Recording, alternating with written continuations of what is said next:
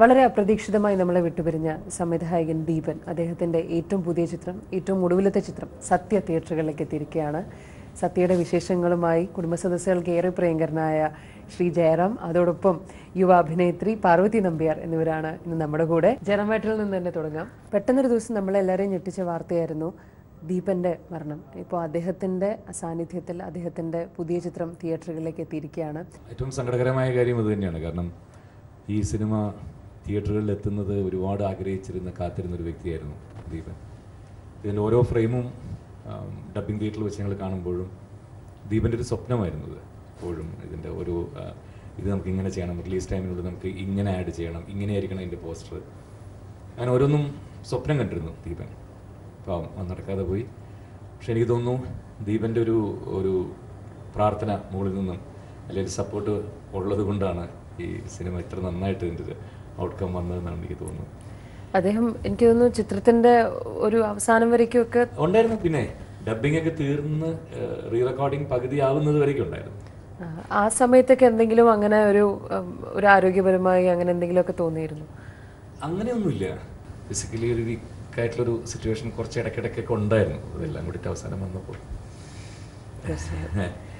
ഏറ്റവും നല്ലൊരു വലിയ ഡയറക്ടറാണ് നഷ്ടപ്പെട്ടു പോയത്.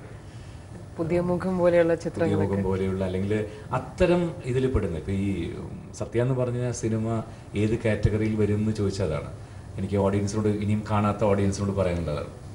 പ്രത്യേകിച്ച് ഒരു ഇത് വെച്ചിട്ട് പോകരുത് തിയേറ്ററിലേക്ക് പോയിട്ട് ജയറാമിൻ്റെ അച്ഛനെവിടെ, അമ്മയെവിടെ, പെങ്ങന്മാരില്ലേ കല്യാണം കഴിക്കാനുള്ളത്, അതില്ലേ, കല്യാണം കഴിച്ച ഭാര്യയില്ലേ, ഇതൊന്നും അതിനെക്കുറിച്ചൊന്നും ചിന്തിക്കരുത്. അത്തരം ഒരു മൈൻഡ് സെറ്റിംഗ് വെച്ചിട്ട് ഈ സിനിമ കാണാൻ പോകരുത്. ഇത് വെറും ഒരു 2 മണിക്കൂർ പോലും തികച്ചെടുക്കാത്ത ഒരു വളരെ ഫാസ്റ്റ് ആയിട്ടുള്ള ഒരു റോഡ് മൂവിയാണ്. റോഡ് മൂവി എന്ന് പറയുമ്പോൾ ഫുൾ ഓഫ് ഒരു ആക്ഷൻ പാക്ഡ് ആണ്.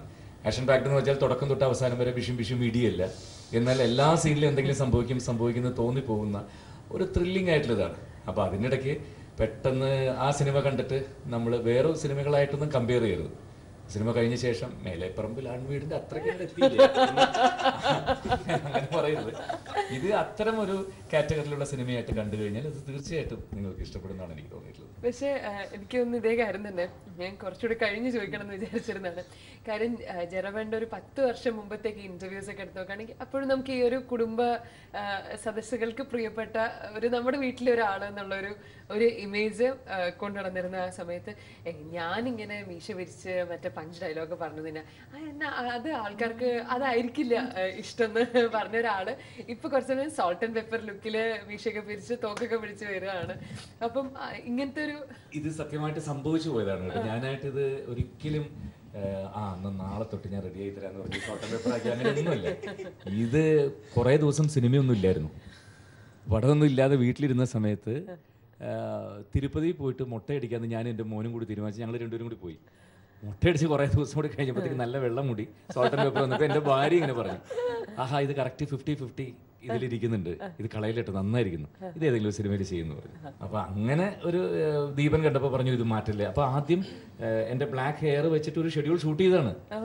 എന്നിട്ട് അത് വേണ്ട എന്ന് വെച്ചിട്ട് മാറ്റിയിട്ട് റീഷൂട്ട് ചെയ്തു. അതെല്ലാം റീഷൂട്ട് ചെയ്തു. ഇത് മതി എന്ന് പറഞ്ഞു. അപ്പൊ അത് കണ്ടപ്പോഴത്തേക്കും അച്ചായൻസ് എന്നുള്ള സിനിമയിൽ കണ്ണൻ പറഞ്ഞു അയ്യോ മാറ്റല്ലേ, ഇത് തന്നെ മതി, ഇത് വേറെ സ്റ്റൈലിൽ ചെയ്യാന്ന് പറഞ്ഞിട്ട് അങ്ങനെ യാദൃച്ഛമായിട്ട് വന്നു പോയതാണ്. കണ്ണന് ചിലപ്പോ ഇങ്ങനെ വിചാരിച്ചിട്ടുണ്ട് ഞാനിപ്പോ നായകനൊക്കെ ആയിട്ട് തുടങ്ങി, ഇനി അപ്പൊ കുറച്ച് സോൾട്ട് ആൻഡ് പേപ്പർ ഒക്കെ ആയിട്ടിരിക്കട്ടെ. പക്ഷെ ഈ സിനിമ ഫസ്റ്റ് ഡേ തിയേറ്ററിൽ കണ്ടിട്ട് എന്നെ ഷാജി കൈലാസ് വിളിച്ചത്. ഇതൊക്കെ ഷാജിയുടെ ടൈപ്പ് ഓഫ് സിനിമയാണ്, ഷാജി കൈലാസിന്റെ അതിൽ വരുന്ന സിനിമയാണ്. അപ്പൊ ഷാജി ഫസ്റ്റ് ഡേ വിളിച്ചിട്ട് നിങ്ങളുടെ മേക്ക് ഓവറാണ് ഏറ്റവും തകർത്തിരിക്കുന്ന ലുക്കും കാര്യങ്ങളും എന്ന് പറഞ്ഞു. അപ്പോൾ അദ്ദേഹത്തെ പോലത്തെ ഒരു ഡയറക്ടർ പറയുമ്പോൾ അത് സക്സസ് ആയി എന്നാണ് എനിക്ക് തോന്നിയിട്ടുള്ളത്. പാർവതിയുടെ ഒരു വ്യത്യസ്തമായ ഒരു കഥാപാത്രം തന്നെയായിരിക്കും ഇത്. നമ്മൾ പോസ്റ്റേഴ്സിലൊക്കെ കണ്ടു തോക്കൊക്കെ പിടിച്ച് നിൽക്കുന്നത്. എങ്ങനെ ഫുൾ ആക്ഷൻ ആണോ? അത് ആക്ഷൻ അല്ല, പക്ഷെ കുറച്ച് ബോൾഡ് ആയിട്ടുള്ള ക്യാരക്ടറാണ്, മോഡേൺ ആയിട്ടുള്ള ക്യാരക്ടറാണ്. ഞാൻ ചെയ്തത് ലീല എന്നുള്ളത് ഭയങ്കര പാവമായിട്ടുള്ള ഒരു ക്യാരക്ടറാണ്. അതൊന്നും ഭയങ്കരമായിട്ട് സ്ട്രേറ്റ് ഓപ്പോസിറ്റ് ആയിട്ടുള്ള ഒരു ക്യാരക്ടറാണ്. ഫസ്റ്റ് ഡേ വന്നപ്പോൾ പാർവതിക്ക് ടെൻഷൻ ഉണ്ടായിരുന്നു. ഞാൻ ആ ഫുൾ വൈറ്റ് ഹെയറിൽ നിന്നപ്പോൾ ഒരു കിളവന്റെ കൂടെ അങ്ങനെയൊന്നുമില്ല.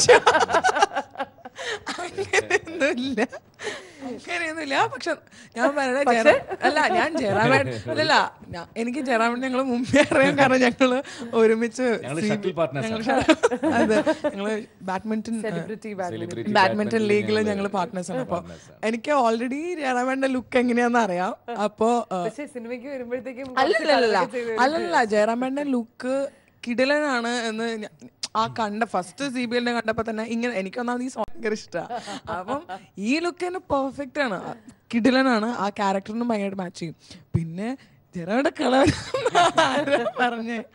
ആരും പറഞ്ഞിട്ടില്ല. അപ്പൊ പാർവതിയുടെ കഥാപാത്രമായിട്ട് എങ്ങനെയാണ് നിങ്ങൾ തമ്മിൽ എന്തെങ്കിലും റിലേഷൻ ഉണ്ടോ, അതോ കണ്ടുമുട്ടുന്ന രണ്ടാൾക്കാരാണോ? നായകന്മാര് തന്നെയാണ്. അതാണ് ഞാൻ ഫസ്റ്റ് ഡേ വന്നപ്പോ ചോദിച്ചു പറഞ്ഞു കളവന്റെ കൂടെ പിന്നെ ഈ മേക്ക് ഓവർ എന്ന് നമുക്ക് പറയാം, സോൾട്ട് ആൻഡ് പെപ്പർ എന്ന് പറയാം. പക്ഷെ അത് പലരും പല രീതിയിലാണ് എടുക്കുക. ഏകദേശം ഞാനിത് ചെയ്തപ്പോൾ ഒരു 80% ആളുകൾ വളരെ നന്നായിരിക്കുന്നു എന്നാണ് ഇത് ചെയ്തത്. എന്നാലും ഒരു 5 to 10% ആൾക്കാർ ദൈവമേ മോനെ യോ ഇത്ര കിളവ് വയസ്സായി പോയോ അയ്യോ എന്നൊക്കെ അമ്മമാരൊക്കെ പറയും. മുടി തെരച്ചാൽ വയസ്സായി എന്നുള്ളൊരു കൺസെപ്റ്റ് ഉണ്ടല്ലോ. അതെ. അപ്പം ഞാൻ അവരോട് തന്നെ ചോദിക്കും, എന്തിനമ്മ ഇങ്ങനെ ഈ കറുകറയെന്ന് ഇതും കറുപ്പിച്ച് ഇങ്ങനെ നടക്കുന്നത്, ഇതല്ലേ നല്ലത്? അപ്പോൾ പ്രത്യേകിച്ച് എന്താണെന്ന് വെച്ചാൽ ഞാൻ ഈ അമ്പലപ്പറമ്പിലൊക്കെ ചെണ്ട കൊട്ടാൻ പോകുന്ന ഒരാളാണ്. അപ്പോൾ അവിടെ പോയിട്ട് അവരുടെ മുമ്പിലും നമ്മൾ അഭിനയിക്കുന്ന പോലെ തോന്നും, എല്ലാം മൊത്തം കറുപ്പിച്ചിട്ട് അവിടെ പോയി നിൽക്കുമ്പോൾ.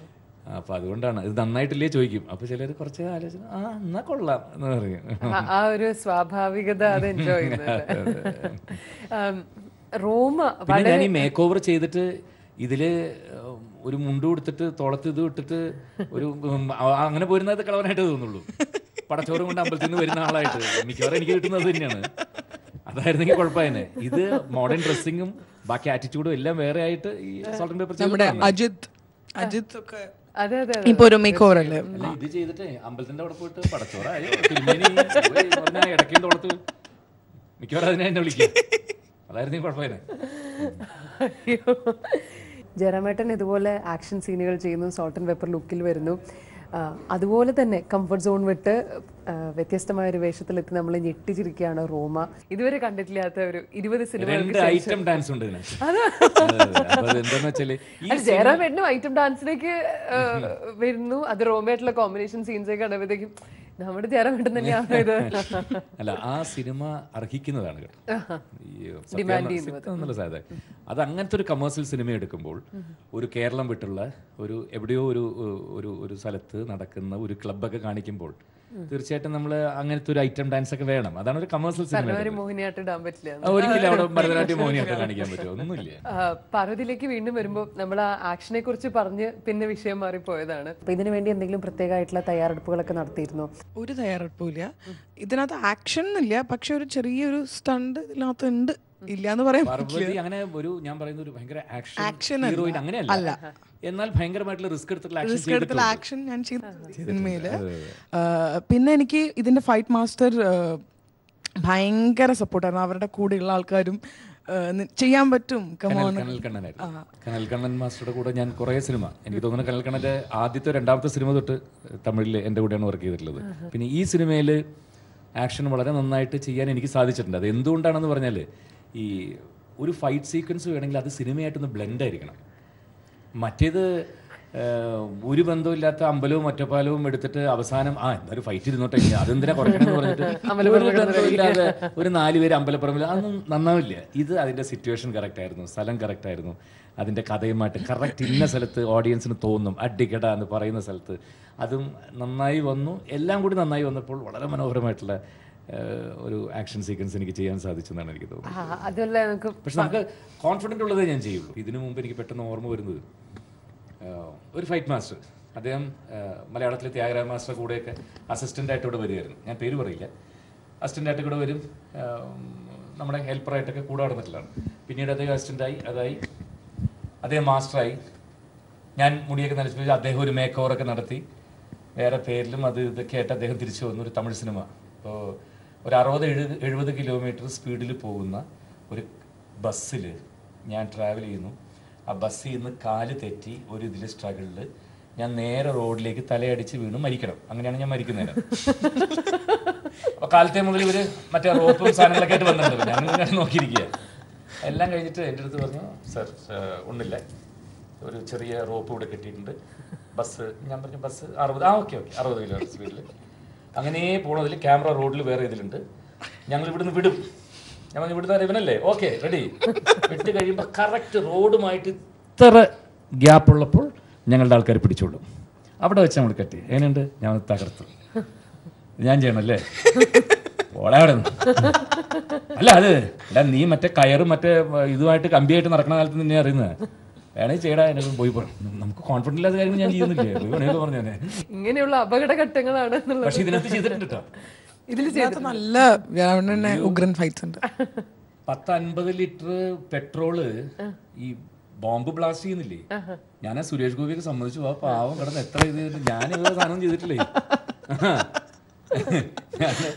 ഞാൻ ചോദിക്കും മാസ്റ്ററോട് എന്താ അതിനകത്ത് വെച്ചേക്കണമെന്ന് ചോദിച്ചു. ഒന്നുമില്ല, ഒരു 25 ലിറ്ററിന്റെ 2-3 അവിടെ ഇവിടെയൊക്കെ ആയിട്ട് ഒരു 75 ലിറ്റർ പെട്രോള് അതിനകത്ത് കത്തിച്ച് വെച്ചിട്ടുണ്ട്.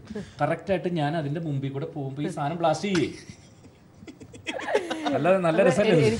AK സാജൻ എന്ന് പറയുമ്പോൾ നമ്മുടെ മനസ്സിലേക്ക് വരുന്നത് ത്രില്ലറുകളാണ്. ദീപൻ എന്ന് പറയുമ്പം ആക്ഷൻ വരുന്നു. ജയറാം എന്ന് പറയുമ്പോൾ കുടുംബ സദസ്സുകളുടെ പ്രിയപ്പെട്ട നായകൻ. നിങ്ങൾ 3 പേരും കൂടെ ഒന്നിക്കുന്ന ഒരു ചിത്രം ഒറ്റ വാക്കിൽ പറയുകയാണെങ്കിൽ എന്താണ് ശരിക്കും ഈ സിനിമ? നമ്മളൊരു വേറെ ഏതെങ്കിലും ഒരു ഇംഗ്ലീഷ് സിനിമ കാണാൻ പോവുകയാണെങ്കിൽ അതിന് നമ്മൾ നായകൻ്റെ അച്ഛൻ, അമ്പലം, അമ്മ, കല്യാണം കഴിക്കാൻ അങ്ങനെ ആലോചിക്കില്ലല്ലോ. ആ ഒരു മൈൻഡ് സെറ്റിൽ കണ്ടാൽ അപ്പൊ കാണുന്നത് പോലെ ചിലപ്പം എല്ലാവരും വിചാരിക്കും ഡ്യൂപ്പായിരിക്കുന്നു. ഡ്യൂപ്പല്ല ഇതിനകത്ത്, അങ്ങനെ അങ്ങനെ കാരണം അത്രയും നല്ലൊരു സംഭവമാണ്. റോഡ് മൂവി നമുക്ക് പറയാൻ ഈസിയാണ്, അത് എടുക്കാൻ ഭയങ്കര ബുദ്ധിമുട്ടാണ്. കാരണം കേരളത്തിൽ ഏതെങ്കിലും റോഡ് ബ്ലോക്ക് ചെയ്തിട്ട് എവിടെ പോയിട്ട് വയ്ക്കാൻ പറ്റും? എവിടെയെങ്കിലും പറ്റുമോ? എല്ലായിടത്തും തിരക്കുള്ള റോഡുകളാണ്. കേരളത്തിൽ നടക്കുകയില്ല ഒരു റോഡ് മൂവി ഷൂട്ട് ചെയ്യാനായിട്ട്. അല്ലെങ്കിൽ ഹൈവേസിൽ പോകണം. ഹൈവേസിൽ ഇവിടെ നിന്ന് നമുക്ക് കോയമ്പത്തൂർ ഹൈവേയിലേക്ക് എവിടെയെങ്കിലും എടുക്കാൻ പറ്റുമോ? പറ്റില്ല. അവിടെ നിന്ന് തിരിച്ച് പൊള്ളാച്ചി, ആനമല റൂട്ടിൽ പോയിട്ട് നേരെ പഴനി, ആ ഹൈവേക്കാണ് ഞങ്ങൾ അധികം എടുത്തിട്ടുള്ളത്.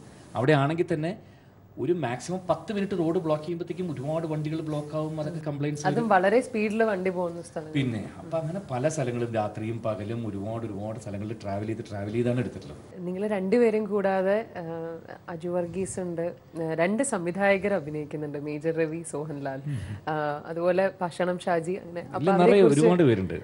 പാർവതി സംബന്ധിച്ചിടത്തോളം എങ്ങനെയായിരുന്നു ഈ ഒരു മറ്റൊരു പാർവതിയായിട്ട് അഭിനയിക്കുന്നു? അപ്പൊ അങ്ങനെ ആ പേര് ഇടയ്ക്ക് വിളിക്കുമ്പോ എന്തെങ്കിലും ഒരു വേറൊരു പാർവതിയായിട്ട് അഭിനയിച്ചിട്ടുണ്ടല്ലോ. എന്തോ ഇനിയൊരു പാർവതിയുടെ കൂടെ അഭിനയിച്ചിട്ടുണ്ടല്ലോ. 30 വർഷം മുമ്പാണ് ഞാനും ആ പാർവതിയും കൂടി അഭിനയിച്ചിട്ടുള്ളത്. 1987 അവസാന കാലഘട്ടത്തിൽ. ഇത് 2017 വരുമ്പോൾ 30 വർഷം ആകുമ്പോൾ വേറൊരു പാർവതിയുടെ കൂടെ അഭിനയിക്കും. അതിന് ഭാഗ്യം ചെയ്യണ്ടേ? 30 വർഷം. അതെ,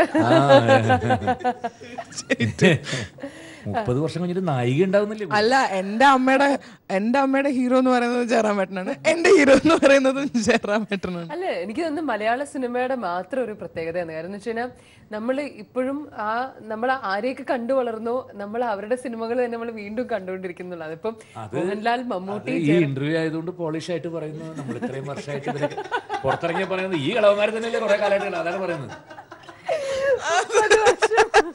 അതൊരു സത്യം. അങ്ങനെ പറയാൻ പറ്റില്ല. എത്ര വർഷം നമ്മൾ കണ്ടുവളർന്ന ആളുകൾ തന്നെയല്ലേ അവരിപ്പോഴും 40 വർഷമായിട്ട്. പിന്നെ അത് ഓർമ്മ വെച്ച് കാലം തൊട്ട് കാണാൻ പോകൂല്ല. അയ്യോ, ഞാൻ ജയറാമേട്ടന്റെ തന്നെ വാക്കുകളെ കടമെടുക്കുകയാണ്. പത്മരാജൻ സാറിന്റെ ആദ്യം കണ്ട ഒരു അനുഭവത്തിനെ കുറിച്ച് മുമ്പ് പറഞ്ഞു കേട്ടിട്ടുള്ളതാണ്. സോഡാ കുപ്പി പോലെ ഇരിക്കുന്ന മുഖം കവളക്കൊട്ടി, കവള് വളരാൻ വേണ്ടി നേർച്ച നേർന്നിട്ടുണ്ടെന്നൊക്കെ പറഞ്ഞിട്ടുണ്ട്. അപ്പൊ ആ ഒരു ലുക്ക് ഇപ്പൊ ഈ ഒരു സോൾട്ട് ആൻഡ് പെപ്പർ ലുക്ക് വരെ എത്തി നിൽക്കുമ്പോൾ എന്താണ് ആ ഒരു മാറ്റത്തിനെ കുറിച്ച് എന്താണ് പറയാനുള്ളത്? സാറില്ല എന്ന് എനിക്കിതൊക്കെ കൺവേ ചെയ്യാനായിട്ട്. ശരിക്കും എൻ്റെ ഒരു വളർത്തച്ഛൻ പോലെയാണ് സാറെന്ന് പറയുന്നത്. ഞാൻ എന്ത് കാര്യങ്ങളും ഷെയർ ചെയ്യുന്നതായിരുന്നു. സാറിൻ്റെ കൂടെ ഉണ്ടായിരുന്ന ഒരു ഗുരുശിഷ്യ ബന്ധത്തെക്കാൾ കൂടുതലായിരുന്നു, ഒരു അച്ഛൻ മകൻ റിലേഷൻ പോലെയായിരുന്നു. ഇപ്പം അതിനുശേഷം ഞാനിത് ഷെയർ ചെയ്യുന്നത് ചേച്ചി വേണ്ട അമ്മയായിട്ടാണ് സാറിൻ്റെ. അപ്പോൾ ഈ സെറ്റപ്പൊക്കെ വെച്ചപ്പോഴും ഈ ഇത് ചെയ്തപ്പോഴും ഞാൻ ഫസ്റ്റ് ഫോട്ടോ ഒക്കെ അയച്ചു കൊടുത്ത് എങ്ങനെയുണ്ട്, അയ്യോ മോനെ നന്നായിട്ടുണ്ടെന്നൊക്കെ പറഞ്ഞ് എല്ലാ കാര്യങ്ങളും അപ്പോൾ ഷെയർ ചെയ്യാറുണ്ട്. അതുകൊണ്ട് ഈ സാറിൻ്റെ ഒരു വേർപാട് ഞാൻ അങ്ങനെ ഇത് ചെയ്യാറില്ല. കാരണം ഇപ്പോഴും ആ ഫാമിലിയായിട്ട് അത്ര അടുപ്പമുള്ളതുകൊണ്ട്. സംഗീതം ഗോപി സുന്ദർ. ഇപ്പം ഗോപി സുന്ദർ അല്ലാത്ത ഏതാണെന്നാണ് ചോദിക്കുന്നത്. സിനിമ റിലീസ് ആവുന്നതിന് മുമ്പ് ഒരു സോങ് മാത്രമായിരുന്നു റിലീസ് അത് കുറെ കോൺട്രവേഴ്സിയൊക്കെ വന്ന് കോപ്പി അടിച്ചാണെന്നൊക്കെ ചോദിച്ചത്. ഗോപി സുന്ദർ മറുപടി നന്നായിരുന്നു എനിക്ക് തോന്നിയത്. കോപ്പി അടിച്ചുകൊണ്ടാണ് അത് ഇത്രയും ലക്ഷങ്ങൾ കണ്ടത്. ശ്രദ്ധിച്ചതെന്നുള്ളത്. അപ്പൊ എങ്ങനെയാണ് ഇന്നത്തെ തലമുറ സോഷ്യൽ മീഡിയ യൂസ് ചെയ്യുന്നതിനെ കുറിച്ച് എന്താണ് പറയുന്നത്? നല്ലതാണ്, എല്ലാം നന്നായിട്ട് യൂസ് ചെയ്താൽ എല്ലാം നല്ലതല്ലേ. 90% എല്ലാത്തിലും നല്ലതും 10% ചീത്ത ഉണ്ടാകും. അത് നമ്മൾ വിചാരിക്കുക ചെയ്യരുത്, എല്ലാം നല്ലതല്ലേ. ഞാനിതൊക്കെ എൻജോയ് ചെയ്യാറുണ്ട്. ഇതിലൊക്കെ ആക്റ്റീവ് ആണോ ഫേസ്ബുക്കിലും? അങ്ങനെ ആക്റ്റീവ് ആണെന്ന് ചോദിച്ചാൽ അല്ല കേട്ടോ. കാരണം രാവിലെ തൊട്ട് എൻ്റെ ജോലികൾക്ക് സമയം തികയാത്ത ഒരാളാണ് ഞാൻ. പകലുള്ള 24 മണിക്കൂർ എനിക്ക് തികയില്ല എന്ന് തോന്നും. കാരണം രാവിലെ ഞാൻ പലപ്പോഴും 5 മണി തൊട്ട് ചെണ്ട ഞാൻ വിടാതെ പ്രാക്ടീസ് ചെയ്യുന്ന ഒരാളാണ്. ദിവസവും ഞാൻ പല സ്ഥലത്തും ഒരു മേളക്കാരനായിട്ട് പോകുന്നതല്ലേ. ഇനിയിപ്പോൾ ഈ 29-ാം തീയതി കൊട്ടാരക്കര ഗണപതി ക്ഷേത്രത്തിൽ രാവിലെ 6-8 അദ്ദേഹത്തെ എഴുന്നള്ളിച്ചാൽ ഞാനില്ലേ മുമ്പിൽ 3 മണിക്കൂർ. അപ്പോൾ ഇത് ഞാൻ വിടാതെ, കാരണം ഇത് സാധകം എപ്പോഴും വേണം. 5 മണി തൊട്ട് അതിൻ്റെ സാധകം ചെയ്യും. സമയം കിട്ടുമ്പോൾ ഞങ്ങളുടെ ബാഡ്മിൻ്റൺ കാലത്ത് അതിന് പോയി കാലത്ത് തിരിച്ച് വന്ന് നമ്മൾ ഷൂട്ടിങ്ങിന് പോയി വന്ന് രാത്രി തിരിച്ച് വന്ന് എല്ലാത്തിനും കൂടി എനിക്ക് കറക്റ്റ് സമയമാണ്. അതിനിടയ്ക്ക് ഞാൻ ഇതിങ്ങനെ കുത്തിക്കൊണ്ടിരിക്കാനുള്ള സമയം എനിക്ക് ഇതിനകത്തില്ല. കാളിദാസൻ കണ്ണൻ അത്യാവശ്യം ആക്റ്റീവ് ആണെന്ന് തോന്നുന്നു. കണ്ണന്റെ കാര്യം പറഞ്ഞപ്പോഴാണ് സിനിമ ഇപ്പം മീൻകുഴമ്പ് മൺപാനയും റിലീസായി, നല്ല പ്രതികരണമായിരുന്നു. അതിനുശേഷം അതിന്റെ ആ ഒരു സമയത്ത് തന്നെയാണ് ഒരു പാട്ടിറങ്ങി. എനിക്ക് തോന്നുന്നു കേരളം മുഴുവൻ ഒപ്പം പാടി. കേരളം മാത്രമല്ല, മറ്റ് മലയാളികളല്ലാത്തവർ പോലും അത് പാടി വീഡിയോസ് അപ്ലോഡ് ചെയ്യുന്നുണ്ട്. എങ്ങനെയാണ് എന്ന് വെച്ചാൽ ഒരു കാളിദാസന് നല്ല ഒരു പ്രതികരണം കിട്ടുന്നത് ഇന്ന് തുടങ്ങിയ ഒരു കാര്യമൊന്നുമല്ല. ചെറുപ്പകാലം തൊട്ടേ അത് കിട്ടി വരികയാണ്. പക്ഷെ ഒരു വലിയ ആളായി, ഒരു നായകനായി നമ്മുടെ മുമ്പിലേക്ക് എത്തുമ്പോൾ ഒരു പാട്ടിന് തന്നെ ഇത്രയും ഒരു പ്രതികരണം കിട്ടിയപ്പോൾ എങ്ങനെയാണ് ഒരു അച്ഛൻ എങ്ങനെയാണ് അതിനെ കാണുന്നത്? അവന്റെ തന്നെ ഒരു സെലക്ഷൻ ആയിരുന്നു ഈ സിനിമ, പൂമരം എന്നുള്ള സിനിമ ചെയ്യാന്നുള്ളത്. എവരിഡേ എനിക്ക് ആസ് എ ഫോട്ടോഗ്രാഫർ ഒരുപാട് വർഷമായിട്ട് അറിയാം. വളരെ യാദൃച്ഛികമായിട്ടാണ് ആക്ഷൻ ഹീറോ ബിജു എന്നുള്ള സിനിമ കണ്ടിട്ട് കണ്ണൻ പറഞ്ഞു എനിക്ക് എവരിഡിൻ്റെ നമ്പർ ഒന്ന് വേണമെന്ന് വിളിച്ച് പറയാനായിട്ട്. അത്ര നന്നായിരിക്കും. അപ്പോൾ അങ്കിൾ അസലായിരിക്കുന്നു, ഫിലിം നന്നായിരിക്കുന്നു പറഞ്ഞപ്പോൾ പെട്ടെന്ന് അങ്ങേ തിലയ്ക്കുന്നു. എൻ്റെ അടുത്ത സിനിമയിൽ വരുന്നോ എന്ന് ചോദിച്ചു. കാരണം ചുമ്മാ പറയുന്നതാണ്, അല്ല ശരിക്കും ഞാൻ ചോദിക്കുന്നു. എനിക്ക് അടുത്ത സിനിമയിൽ വേണ്ടതൊരു കോളേജ് സബ്ജക്റ്റാണ്. കാളിദാസിനെ പോലെ ആ ഏജ് 10-22 വയസ്സ് ഏജുള്ളൊരു പയ്യനാണ് വേണ്ടത്. അപ്പം തന്നെ സമ്മതിച്ച് അവൻ തന്നെ ഇത് ചെയ്ത്. ഞാൻ പറഞ്ഞു നിൻ്റെ ഇഷ്ടം, നീ തന്നെ കഥ കേട്ട് എല്ലാം നിൻ്റെ ഇഷ്ടം. അവനും ചെയ്യാൻ പറ്റുന്നതാണ്. അവനാകെ 22 വയസ്സല്ലായിട്ടുള്ളൂ. 22 വയസ്സിൽ അവൻ ഭയങ്കര ആക്ഷനോ അല്ലെങ്കിൽ അങ്ങനെ ഇതോ ഒന്നും ചെയ്യാനുള്ള പ്രായമായിട്ടില്ല. എന്നാൽ അങ്ങോട്ടേക്ക് ഒരു ഫാമിലി സബ്ജക്റ്റ്, ഭാര്യയും കല്യാണം കഴിക്കാൻ അതിനുള്ള പ്രായമായിട്ടില്ല. ഇപ്പം അവൻ്റെ ഒരു ആ ഒരു ഏജിന് പറ്റുന്നതാണ് ഒരു കോളേജിൽ പഠിക്കുന്ന ഒരു ഡിഗ്രിക്ക് പഠിക്കുന്ന പയ്യൻ എന്ന് പറയുന്നത്. പാർവതി അങ്ങനെ ഒരു ദിവസം കാളിദാസിന്റെ കൂടെ അങ്ങനെ നായികയായിട്ട് പോവാൻ അതെന്തായിരുന്നു? മനസ്സിലായില്ലെന്ന് തോന്നുന്നു ആദ്യം കുറെ നേരത്തേക്ക്. എനിക്ക് ആ ക്വസ്റ്റ്യൻ ഫിനിഷ് ചെയ്യാൻ തന്നെ പറ്റിയില്ല. ജനമോട് ഒരേ സമയം തന്നെ ആക്ടിങ് ചെയ്യുന്നതിനോടൊപ്പം തന്നെ മറ്റു പല കാര്യങ്ങളും, രാവിലെ എണീറ്റ് ചെണ്ട പ്രാക്ടീസ് ചെയ്യുന്നു, 2.5-3 മണിക്കൂർ ചെണ്ട നിന്ന് പെർഫോം ചെയ്യുന്നു, അതോടൊപ്പം തന്നെ സ്റ്റേജ് ഷോകളും ചെയ്യുന്നു. എങ്ങനെയാണ് ഇതെല്ലാം കൂടെ ഒരുമിച്ച് കൈകാര്യം ചെയ്യുന്നത്? എല്ലാം എൻ്റെ ഇഷ്ടങ്ങൾ മാത്രമാണ് കേട്ടോ. അല്ലാതെ ഇത് നാളെ ഞാനൊന്ന് ഇത് ശരിയാക്കിയേക്കാം ഒന്നുമില്ല. ഇതൊക്കെ കുട്ടിക്കാലം തൊട്ടുള്ള ഇഷ്ടങ്ങളാണ്. ആനയോട് എന്താ ഇഷ്ടം എന്ന് ചോദിച്ചാൽ ഈ ആനയെ കുഴികുത്തി പിടിക്കുന്ന സ്ഥലത്ത് തൊട്ടടുത്തായിരുന്നു എൻ്റെ വീട്. കുട്ടിക്കാലം തൊട്ട് കണ്ടുകൊണ്ടിരിക്കുന്നതുകൊണ്ട് അതിന് ഭയങ്കര ഇഷ്ടമാണ് ആനയോട് എപ്പോഴും. ചെണ്ടയോടും ഇതേപോലെ ഒരു അമ്പലവാസിയായിട്ട് ജനിച്ചു വളർന്ന ഒരാളായതുകൊണ്ട് എൻ്റെ ക്ഷേത്രം മുറ്റത്താണ്. അപ്പോൾ അന്നൊന്നും ഇന്നത്തെ പോലത്തെ ടി വിയോ കാര്യങ്ങളോ മറ്റോ ഒന്നും ഇല്ലല്ലോ. ആകെയുള്ള എൻജോയ്മെൻറ്റ് എന്ന് പറഞ്ഞാൽ ക്ഷേത്രത്തിൽ ഈ ചെണ്ടമേളവും ഇത് കൊട്ടാൻ വരുന്ന ആളുകളെയും കാണുന്നു. അപ്പോൾ അങ്ങനെ അതിനോട് ഇഷ്ടം തോന്നി. കുട്ടിക്കാലം തൊട്ട് അത് പഠിച്ചു. ഇപ്പോഴും അത് കൊണ്ടു കിടക്കുന്നു, ആ സ്നേഹം കൊണ്ടു കിടക്കുന്നു. ബാഡ്മിൻ്റൺ എന്താ കളിക്കുന്നത് ചോദിച്ചാൽ അതും കഴിഞ്ഞൊരു 10-35 വർഷക്കാലമായിട്ട് എവിടെ പോവുകയാണെങ്കിലും വേറെ ബാഗൊന്നും ഇല്ലെങ്കിൽ ഒരു ബാഡ്മിൻ്റൻ്റെ സഞ്ചി കയ്യിലുണ്ടാവും. കാരണം എവിടെ പോയാലും ഒരു 100 ഫീറ്റ് ദൂരത്തിൽ എവിടെയെങ്കിലും ഒരു ഷട്ടിൽ കോർട്ട് കിട്ടും. കേരളത്തിൽ എനിക്ക് തോന്നുന്നു സിനിമയ്ക്കകത്തുള്ള സുഹൃത്തുക്കളെക്കാൾ കൂടുതൽ എനിക്ക് സുഹൃത്തുക്കളുള്ളത് ഷട്ടിൽ ബാഡ്മിൻ്റൺ കോർട്ടുകളിലാണ്. കാസർഗോഡ് തൊട്ട് കന്യാകുമാരി വരെ ഒരുപാട് സുഹൃത്തുക്കളുണ്ട്. എനിക്കൊന്ന് പാർവതിയും ഞാൻ സിനിമയിലേക്ക് വരുന്നതിന് മുമ്പ് കണ്ടിട്ടുള്ളത് പാലക്കാട് കളിക്കാൻ പോയപ്പോഴാണ്. അങ്ങനെയുമുണ്ട്. സിനിമയിലേക്ക് വരുന്നതിന് മുമ്പ് ക്ലബിൽ എൻ്റെ പാലക്കാട് ഞാൻ ക്ലബിൽ മാധവരാജ ക്ലബ്ബ് കളിക്കാൻ പോകുമ്പോൾ അവിടെയാണ് പറഞ്ഞത് ലാൽ ജോസിന്റെ സിനിമയിൽ അഭിനയിക്കാൻ പോകുന്ന കുട്ടിയാണത്. അപ്പോൾ അഭിനയിക്കുന്നുള്ളൂ. അപ്പോൾ ആ സമയത്ത് ആണ് ഫസ്റ്റ് ജയറാമേട്ടനെ കാണുന്നത്. പാർവതിക്ക് ഇതുപോലെ തന്നെ ഒരു കലാകാരി ഒരു സൈഡ് ഉണ്ട്, ഇതുപോലെ ഒരു സ്പോർട്സ് അതിന്റെ ഒരു വശവും കൂടിയുണ്ട്. ഡാൻസർ ആണല്ലോ. Very good dancer. അതെ. ജയറാമേട്ടൻ വീണ്ടും ഇതിലേക്ക് വരുമ്പോൾ ഷോസ് ചെയ്യാൻ നേരത്ത് ഇപ്പം ഇനിയും ഷോസ് വരാൻ ഓസ്ട്രേലിയയിൽ ഷോയ്ക്ക് പോകുന്നു. അല്ല, ഈ സ്റ്റേജ് ഷോയും ഞാൻ അങ്ങനെ അതിൽ നിന്ന് വന്ന ആളല്ലേ, അപ്പൊ അതും ഇപ്പോഴും കൊണ്ടു നടക്കാറുണ്ട്.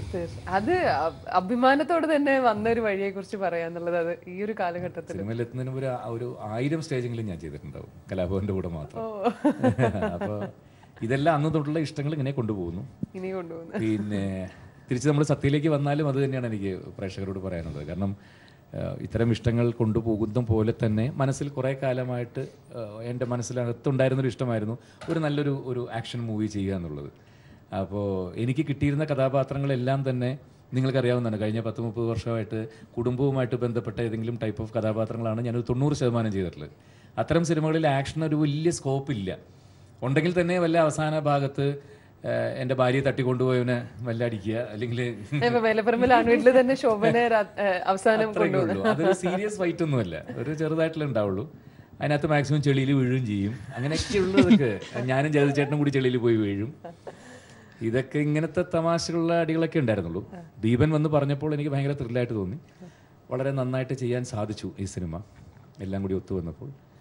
സോ എൻ്റെ മാന്യ പ്രേക്ഷകരോട് പറയാനുള്ളതാണ്, ഈ സിനിമ തീർച്ചയായിട്ടും അത്തരമൊരു സിനിമ, കാറ്റഗറിയിലുള്ള സിനിമ എന്ന് പറഞ്ഞു പോയി കണ്ടാൽ നിങ്ങൾക്ക് വളരെ നന്നായിട്ട് ഇഷ്ടപ്പെടുന്നൊരു സിനിമയായിരിക്കും സത്യ.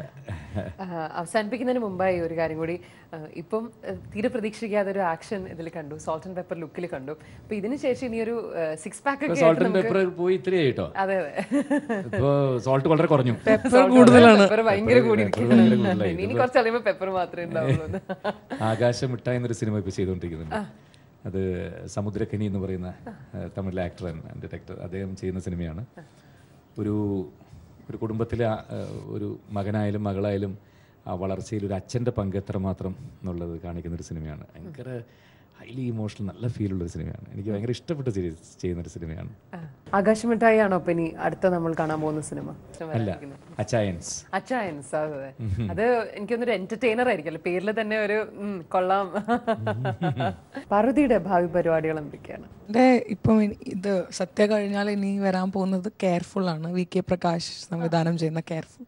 അപ്പൊ അതിനകത്ത് ഞാനൊരു പോലീസ് ഓഫീസർ ആയിട്ടാണ്. അതിനകത്ത് ഞാൻ മാത്രമല്ല, വിജയ് ബാബു, വിജയേട്ടനുണ്ട്, ഞാൻ, അശോകൻ അങ്കിളുണ്ട്, പിന്നെ മുകുന്ദൻ അങ്കിളുണ്ട്, ശ്രീധരൻ, ഞങ്ങളൊക്കെ ഓഫീസേഴ്സാണ്, പോലീസ് ഓഫീസേഴ്സാണ്. ജോ തിരിച്ചു വരാണ്. അപ്പം അങ്ങനെ കെയർഫുൾ, അങ്ങനെ ഒരു വലിയ അങ്ങനെ ഇല്ല കേട്ടോ അതിനകത്ത്. അങ്ങനെയല്ല, സിനിമ ഇനി വരാനുള്ളത് കെയർഫുൾ ആണ്. തീർച്ചയായും. ജയറാമേട്ട, ഇനിയും സിനിമ കാണാത്ത പ്രേക്ഷകരോട് എന്താണ് പറയാനുള്ളത്? ഇത് വേറൊരു ഇതോടുകൂടി പോയി കാണരുത്. ഒരു ജയറാം സിനിമ എന്ന് പറയുമ്പോൾ തീർച്ചയായിട്ടും സ്ഥിരമായിട്ടൊരു പ്രേക്ഷകർ പ്രതീക്ഷിച്ചു പോകുന്ന ഒരു അച്ഛനും അമ്മയും കുടുംബവും അല്ലെങ്കിൽ ഭാര്യയും അത്തരമുള്ള സെൻറ്റിമെൻസുകളോ ഇതിൽ ഒരു കഥാപാത്രത്തിനും അങ്ങനെയുള്ള ഒരു റിലേഷനും ഇല്ല. ഒരു പർട്ടിക്കുലർ കോസിന് വേണ്ടിയിട്ടുള്ള ഇയാളുടെ ഒരു ട്രാവലാണ്. ആ ട്രാവലിൽ നടക്കുന്ന പ്രതിബന്ധങ്ങളെ തരണം ചെയ്ത് ഇയാൾ സ്പോട്ടിൽ ഫൈനലിൽ എത്തുന്നതാണ്. സോ അങ്ങനെയുള്ള സിനിമകളിൽ ഒരു ആക്ഷനായിരിക്കും. പ്രത്യേകിച്ച് നമ്മളെ വിട്ടുപിരിഞ്ഞു പോയ സംവിധായകൻ ദീപൻ, അദ്ദേഹം ആക്ഷൻ സിനിമകൾക്ക് വളരെ പ്രാധാന്യം കൊടുത്ത് ചെയ്യുന്ന ഒരാളാണ്. അങ്ങനെ തന്നെ ചെയ്തിട്ടുള്ള സിനിമയാണ് ഞാൻ ചെയ്തത്. എനിക്കൊരു പക്ഷേ ഇത്രയും ഒരു ആക്ഷൻ സീക്വൻസൊക്കെ ഈ ഒരു ടൈപ്പിൽ ഞാനും ചെയ്തിട്ടില്ല. സോ അത്തരമൊരു മൈൻഡ് സെറ്റോടുകൂടി പോയി കണ്ടാൽ സത്യ 100% നിങ്ങളെ തൃപ്തിപ്പെടുത്തുന്ന ഒരു എൻ്റർടൈനർ തന്നെയായിരിക്കും. അതിനകത്തുള്ള എല്ലാ ചേരുവകളും അതിനകത്തുണ്ട്. തീർച്ചയായും. അവധിക്കാലമാണ്. ജയറാമേട്ടൻ്റെ തന്നെ വളരെ വ്യത്യസ്തമായ, ഈ പറഞ്ഞ മാതിരി നമ്മളൊന്നും കണ്ടു പരിചയിച്ചിട്ടില്ലാത്ത ഒരു വേഷത്തിൽ അദ്ദേഹം നമുക്ക് മുന്നിലേക്ക് എത്തുകയാണ്. ഈ അവധിക്കാലം എന്തായാലും കുറച്ച് ആക്ഷനും കുറച്ച് സസ്പെൻസും എല്ലാം ആയിട്ട് നമുക്ക് ആഘോഷിക്കാം. ഇത്രയും സമയം സംസാരിച്ചതിന് ഒരുപാട് നന്ദി. അതോടൊപ്പം എല്ലാവിധ ആശംസകളും നേരുന്നു. അതോടൊപ്പം ഇനി വരാനിരിക്കുന്ന ചിത്രങ്ങൾക്കും ഇത്രയധികം സമയം ഞങ്ങളോടൊപ്പം സംസാരിച്ചതിന് നന്ദി. Thank you so much.